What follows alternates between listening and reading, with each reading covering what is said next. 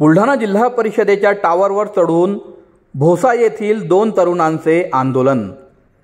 घटनास्थळी पोलीस दाखल। मेहकर तालुक्यातील ग्राम भोसाचे सरपंच चित्रलेखा दिनकर चव्हाण यांच्या पतीच्या नावावर अवैध बांधकाम करून अतिक्रमण केलेले आहे।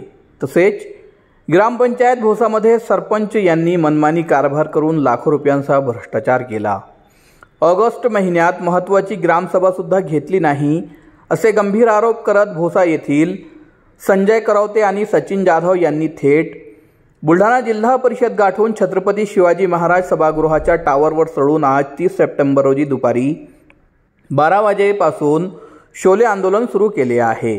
जिल्हा परिषदेच्या टावरवर शोले आंदोलन होत असल्याची माहिती कळताच प्रशासनात खळबळ उडाली। तात्काळ बुलढाणा शहर ठाणेदार रवी राठोड पथकासह दाखल झाले। तसेच अग्निशमन दलाला देखील पाचारण करण्यात आले आहे।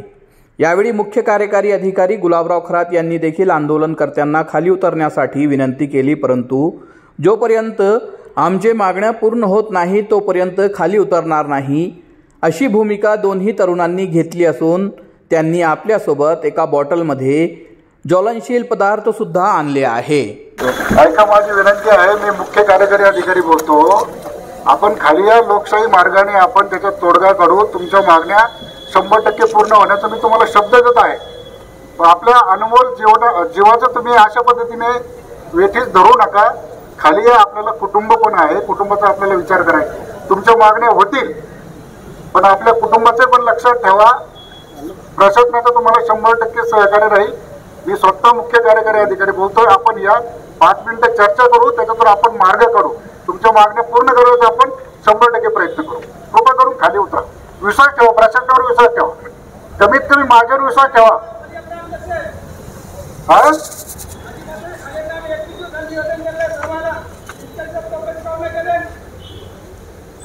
चौकशी सुरू आहे, परंतु आता ती चौकशी आपण लवकर करू। तुम्ही खाली या फक्त।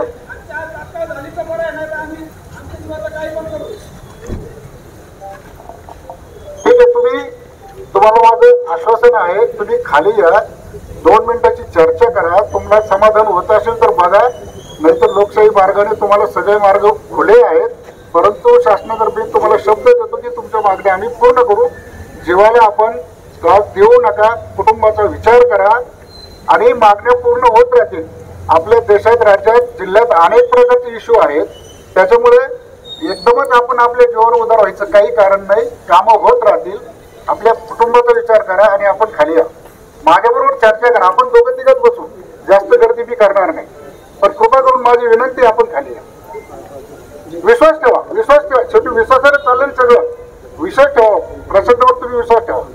आता आतापर्यंत का नाही झालं वगैरे त्याची देखील आपण चर्चा करू आणि लवकरात लवकर 2-4 दिवसात, 8 दिवसात हा सगळा प्रश्न आपण मार्गी घेऊ। या, कृपा करून खाली या, माझ्यावर विश्वास ठेवा।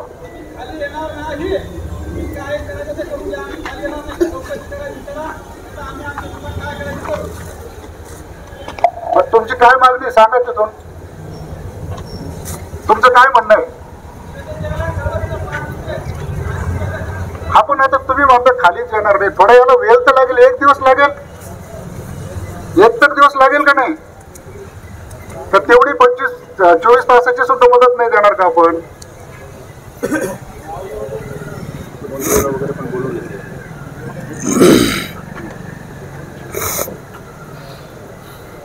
त्या सरपंचावर कारवाई करू, जे काही होईल ते सगळं होईल, काळजी करू नका। मी तुम्हाला शब्द देतो, पण खाली या कृपा करून। ऑर्डर घेऊन जा, बस। सरपंचावर कारवाईची ऑर्डर घेऊन जा, ग्रामसेवकावर कारवाईची ऑर्डर तुमच्या हातात येतो। अरे बाबा, ठीक आहे, पावसाळ्याचे दिवस चालू आहे, यंत्रणा सगळी अतिवृष्टीच्या कामात व्यस्त आहे। जरा समजून घ्या ना।